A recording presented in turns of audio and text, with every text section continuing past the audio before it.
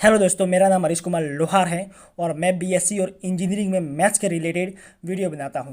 तो यदि आप भी बीएससी और इंजीनियरिंग की मैथमेटिक्स चैप्टर क्लियर करना चाहते हो तो आप मेरे वीडियो देख सकते हो। और यदि आपको मेरे वीडियोज पसंद आ रहे हो तो मेरे वीडियोज़ को आप लाइक करें एंड मेरे चैनल को सब्सक्राइब करें।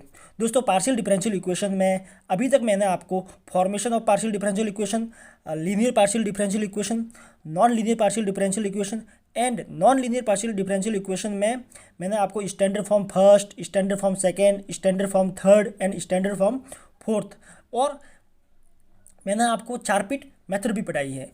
तो दोस्तों, आज हम देखेंगे homogeneous linear partial differential equation with constant coefficient.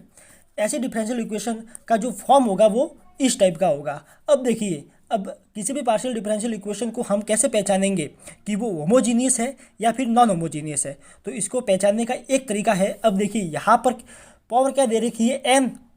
अब यहाँ पर आइए तो यहाँ पर पावर दे रखी है n-1 और यहाँ पर दे रखी है 1। तो n-1 plus 1 equal to n।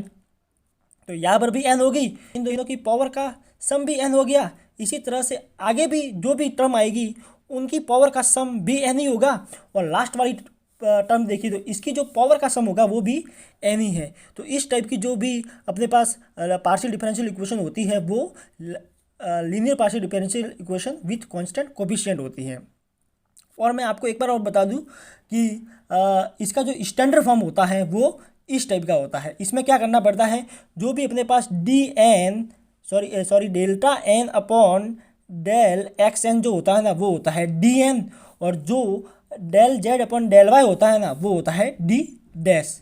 तो यहाँ पर जो डी एन होता है इसका मतलब ये एक्स के रेस्पेक्ट में है पार्शियल डेरिवेटिव, और जो डी डैश है वो वाई के रेस्पेक्ट में है पार्शियल डेरिवेटिव। तो इसका स्टैंडर्ड फॉर्म इस टाइप का होता है। और जब भी हम इसका सॉल्यूशन निकालते हैं तो दोस्तों, इसका जो कंप्लीट इंटीग्रल होता है वो कॉम्प्लीमेंट्री फंक्शन और पीआई के सम से निकलता है। तो दोस्तों, मैं आपको बता दूं कि जब भी यदि एफ ऑफ एक्स वाई यहाँ पर कुछ दिया हुआ होगा तब कंप्लीट इंटीग्रल के लिए हमको पीआई निकालना पड़ेगा।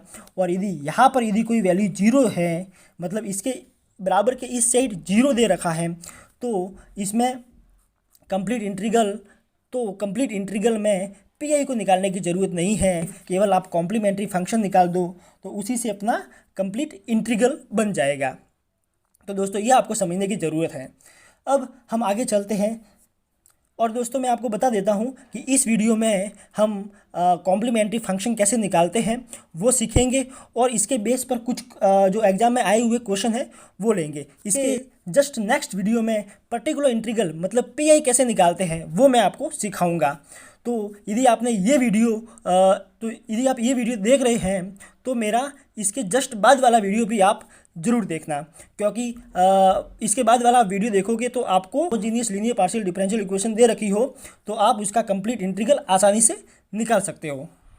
दोस्तों, इस टाइप की पार्शियल डिफरेंशियल इक्वेशन के कॉम्प्लीमेंट्री फंक्शन निकालने की मेथड देखते हैं।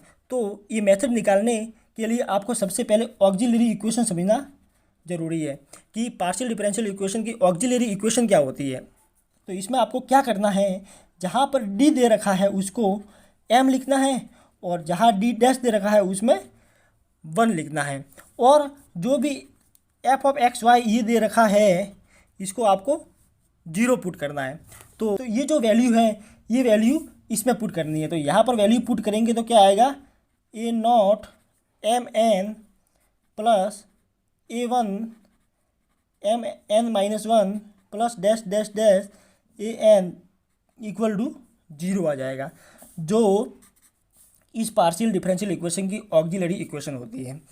अब दोस्तों, किसी भी पार्शियल डिफरेंशियल इक्वेशन के कॉम्प्लीमेंट्री फंक्शन यदि निकालना है तो आपको ये ऑक्सिलरी इक्वेशन निकालनी आनी चाहिए। अब ये जो ऑक्सिलरी इक्वेशन होगी, अब इसके जो रूट होंगे वो रूट ही डिसाइड करेगा कि इसका कॉम्प्लीमेंट्री फंक्शन क्या होगा। तो रूट कितने टाइप के हो सकते हैं, या तो रूट्स डिस्टिंक्ट हो सकते हैं, या फिर रूट्स इक्वल हो सकते हैं, या फिर रूट कॉम्प्लेक्स टाइप के हो सकते हैं। मतलब यहाँ पर 3 केसेस बन सकते हैं कि इसके रूट्स किस टाइप के होंगे। तो फर्स्ट केस हम देखते हैं कि यदि रूट्स डिस्टिंक्ट हो,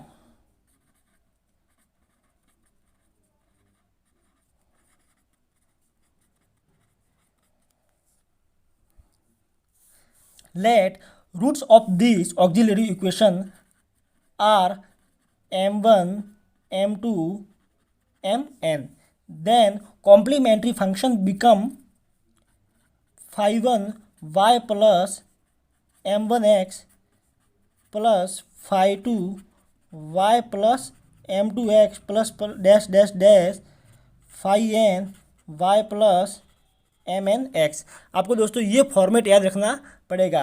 अब यहाँ पर जो m1 m2 mn है ये इस ऑक्सिलरी इक्वेशन के रूट्स है। तो यदि डिस्टिंक्ट है तो यहाँ पर m1 m2 m3 की वैल्यू रख दीजिए जो जो होगा कॉम्प्लीमेंट्री फंक्शन। अब दोस्तों केस सेकंड देखते हैं। यहाँ पर जो ऑक्सिलरी इक्वेशन है उसका ऑर्डर कितना है, n है। अब सेकंड केस में हम ये पढ़ेंगे कि रूट्स इक्वल हैं तो कॉम्प्लीमेंट्री फंक्शन क्या होगा। देखिए मान लेते हैं कि इसके जो दो रूट है m1 और m2 वो इक्वल आ रहे हैं, बाकी सब डिस्टिंक्ट है, m3 है, m4 है, mn है, बाकी सब रूट्स डिस्टिंक्ट है। तो जो इक्वल रूट है उसके लिए क्या होगा, देखिए जब डिस्टिंक्ट होता है तब तो m1 m2 mn रख देते हैं, सारे अलग अलग होते हैं। और जब इक्वल है तो यहाँ पर भी m1 की जगह m आएगा और m2 की जगह भी m आएगा। बट हम लिखेंगे कैसे इसको, phi1 लिख दिया y प्लस mx प्लस यहाँ पर x लगा दिया phi2 y प्लस mx। अब जो आगे वाले जो डिस्टिंक्ट है वो आपको एज इट इज रखने हैं, जैसा हमने पहले लिखा हुआ है, dash dash dash dash phi N Y plus M N X, इस टाइप से आपको लिखना है। तो जो दोस्तों ये जो अपने पास आ रहा है वो है कॉम्प्लीमेंट्री फंक्शन। अब मैं आपको एक और बात बता दूं कि मान लीजिए मैंने यहाँ पर क्या आपको बताया है कि m1 m2 दो रूट इक्वल आ रहे हैं। अब मान लीजिए कि 3 रूट यहाँ पर इक्वल है, मतलब ये m3 भी इसके बराबर है, बाकी सारे m4 से डिस्टिंक्ट आ रहे हैं। तो दोस्तों आपको क्या करना है, इसमें m लगा दिया, यहाँ पर भी m लगा दिया, और जब भी 2 इक्वल रूट आते हैं तो यहाँ पर x लगा दिया। अब 3 इक्वल रूट है तो यहाँ पर कुछ नहीं करना है, आपको x स्क्वायर लगाना है। बस दोस्तों ये केवल करना है, ये केवल फ़र्क है, बाकी तो सब सेम ही है। थर्ड केस देखते हैं।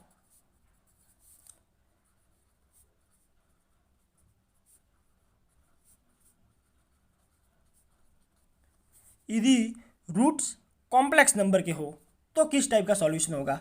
मान लीजिए अपने पास roots alpha plus iota beta और अल्फ़ा माइनस आयोटा बीटा है, तो दोस्तों वही प्रोसेस करनी है, कोई चेंज नहीं है। जो भी phi1 आ रहा है तो y प्लस m1 की जगह हम क्या लिख देंगे,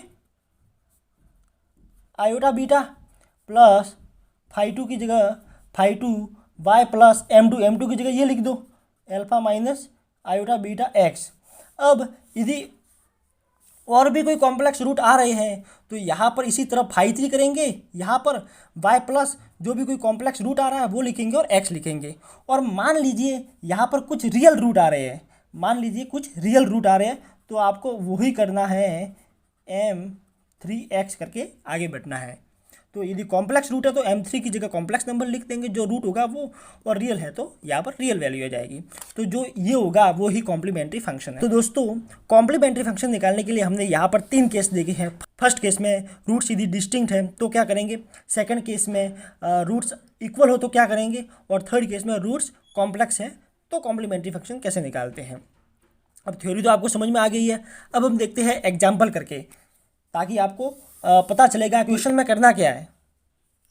तो फर्स्ट क्वेश्चन हम लेते हैं, del 2z del x square minus del 2z del y square equal to 0।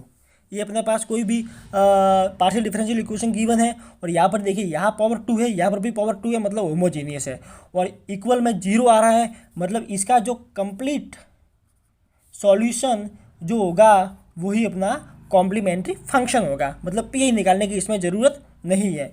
तो देखिए करना क्या है, सबसे पहले हमें इसकी ऑक्सिलरी इक्वेशन फाइंड करनी है। तो मैंने आपको बताया है कि जो डी की वैल्यू होती है वो m रखनी है, और डी क्या होता है, x के रेस्पेक्ट में पार्शियल डेरिवेटिव। तो यहाँ पर इसकी वैल्यू हम रखेंगे m, तो m स्क्वायर, और इसकी जगह 1 रखेंगे तो -1 इक्वल टू 0 हो जाएगा। तो m इक्वल टू +-1। यदि आपको समझ में नहीं आ रहा तो मैं आपको यहाँ पर बता देता हूँ कि आपको del x स्क्वायर, जो आप इसको डी स्क्वायर मानते हो, इसको लिखना है m स्क्वायर, और जो del y स्क्वायर, इसको आप डी डैश स्क्वायर मानते हो, उसको 1 लिखना है। तो यहाँ से m की वैल्यू आ गई। यहाँ पर देखिए m की वैल्यू कितनी आ रही है, 1, +1 और -1, दोनों डिस्टिंक्ट है। और जब दोनों डिस्टिंक्ट होते हैं तो यहाँ पर जो कॉम्प्लीमेंट्री फंक्शन आएगा phi1 y + x + phi2 y - x, ये जो होगा वो कॉम्प्लीमेंट्री फंक्शन होगा। आई होप दैट आपको ये क्वेश्चन अच्छे से समझ में आया होगा। एक और एग्जाम्पल करते हैं ताकि आपको और भी बेटर समझ में आए। ये क्वेश्चन लेते हैं। अब दोस्तों सबसे पहले पहचानेंगे कि ये होमोजीनियस है या नहीं है। डी की पावर 4, यहाँ पर डी की पावर 3, डी डैश की पावर 1, तो 3 + 1 4, यहाँ पर इसकी पावर 1, इसकी पावर 3, सम करेंगे तो 4, इसकी पावर 4 दे ही रखी है, मतलब सब की पावर 4 आ रही है, इसका मतलब ये होमोजीनियस है। और इक्वल टू 0 है, इसका मतलब यहाँ पर कंप्लीट सॉल्यूशन के लिए केवल आपको कॉम्प्लीमेंट्री फंक्शन ही निकालना पड़ेगा, यहाँ पर भी पी आई निकालने की ज़रूरत नहीं है। तो सबसे पहले इसकी हम क्या करेंगे, ऑक्सिलरी इक्वेशन फाइंड करेंगे। और ऑक्सिलरी इक्वेशन के लिए डी की जगह आपको m पुट कराना है और डी डैश की जगह 1 पुट कराना है। तो आप देखिए डी की जगह m पुट कराइए तो इसमें आएगा m4 - 2m³ + 2m - 1 equal to 0। अब जो ऑक्सिलरी इक्वेशन आई है उसके आपको रूट फाइंड करने हैं। तो इसके रूट कैसे निकलेंगे, यहाँ पर m³ कॉमन लेते हैं तो m - 2 आ जाएगा, सॉरी यहाँ पर यदि -1 लेते हैं तो 1 + 2 3 और -3, ये कैंसिल हो जाएगा। मतलब इसका एक फैक्टर तो m + 1 आएगा और जो दूसरा फैक्टर होगा वो m - 1 का क्यूब आएगा इक्वल टू 0। ये इसके दो फैक्टर आते हैं। तो यहाँ से m की वैल्यू एक तो -1 बनेगी, एक 1 1 1। अब देखिए जो पहले हमने 3 केस देखे थे उसमें से यहाँ पर कौन सा अप्लाई होगा। तो यहाँ पर जो रूट्स आ रहे हैं वो इक्वल आ रहे हैं, तो यहाँ पर केस सेकंड अप्लाई होगा। और केस सेकंड में भी मैंने आपको बताया था कि जब 2 रूट्स आर इक्वल हो या फिर 3 रूट्स आर इक्वल हो तो क्या करेंगे। तो यहाँ पर तो 3 रूट इक्वल आ रहे हैं, तो यहाँ पर जो कॉम्प्लीमेंट्री फंक्शन बनेगा तो सबसे पहले हम लिखते जो अलग है उसका लिखते हैं। तो m की जगह -1 पुट करेंगे तो ये आएगा +phi2 y प्लस ये जो x आ रहा है ये आएगा, और दूसरी बार करेंगे तो x या बाहर आ जाएगा और ये आ जाएगा, प्लस 3 है तो यहाँ पर x स्क्वायर और आ जाएगा, ये 5 3 y + x, ये इसका कॉम्प्लीमेंट्री फंक्शन हो जाएगा इस टाइप का। दोस्तों यदि आपको ये वीडियो पसंद आया है तो इस वीडियो को लाइक कीजिए और मेरे चैनल को सब्सक्राइब कीजिए ताकि आपके डाउट्स क्लियर हो सके। धन्यवाद।